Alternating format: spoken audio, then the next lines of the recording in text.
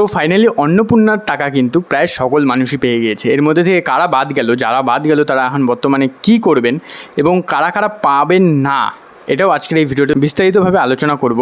কালকে কিন্তু আমাদের ডিস্ট্রিক্ট আলিপুরদুয়ারে প্রায় ধরে রাখুন 4টা সাড়ে 4টার পরেই টাকা ঢোকা স্টার্ট হয়ে গিয়েছিল। কুচবিহার ডিস্ট্রিক্টে তার আগেই ঢুকে গিয়েছিল টাকা অনেকের, ঠিক আছে। আমাদের ডিস্ট্রিক্টে একটু লেট করে ঢুকেছে টাকাটা। এবার আমি যাদের ফর্ম ফিল আপ করেছি তাদের মধ্যে অলমোস্ট সবারই টাকা ঢুকেছে। আমার কাছে যতদূর খবর আছে, যেহেতু কালকে রাত্রে টাকা ঢোকা স্টার্ট হয়েছে আর আজকে সকালে আমি ভিডিওটা বানাচ্ছি, তো 26 তারিখ অবধি যাদের আমি ফর্ম ফিল আপ করেছিলাম লাস্ট, তাদেরও টাকা ঢুকেছে। তারপরেরগুলোর আপডেট আমি এখনও পাইনি। আজকে দোকানে গেলে পরে আমি আপডেট পেয়ে যাবো, ঠিক আছে। তো খুব ইনিশিয়াল স্টেজে এই ভিডিওটা আমি বানাচ্ছি। আর সেকেন্ড জিনিস যেটা হয়েছে, আমি ভেবেছিলাম যারা ভোট দিতে পাবে না বা পায়নি তাদের হয়তো টাকাটা ঢুকবে না, কিন্তু তাদেরও টাকা ঢুকেছে। ইভেন তো এরকম ব্যক্তিও আছে যে নিজে ভোট দেয়নি, তার স্বামীও ভোট দেয়নি, এদেরও টাকা ঢুকে গিয়েছে কিন্তু, ঠিক আছে।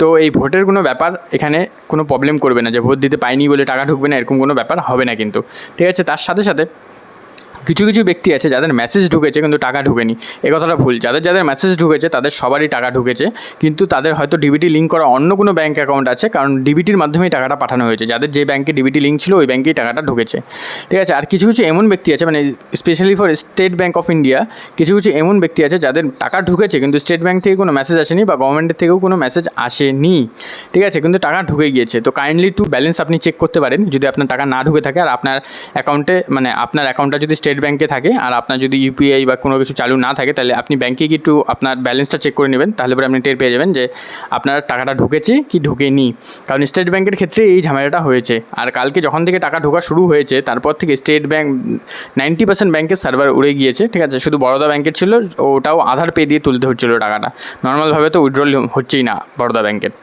তো এটা একটা বেসিক আপডেট। আর আপনার যদি টাকা এখনও না ঢুকে থাকে, আপনার স্টেট ব্যাঙ্কে বা যে কোনো ব্যাঙ্কে অ্যাকাউন্ট আছে কিন্তু টাকা আপনার ঢুকেনি, আপনি একদম কনফার্ম দেখে নিয়েছেন, তাহলে পরে আপনি কী করবেন দেখুন, খুব শীঘ্রই যে ফর্মটা আছে ফর্মটাতে এডিট করার একটা অপশন দিয়ে দিবে।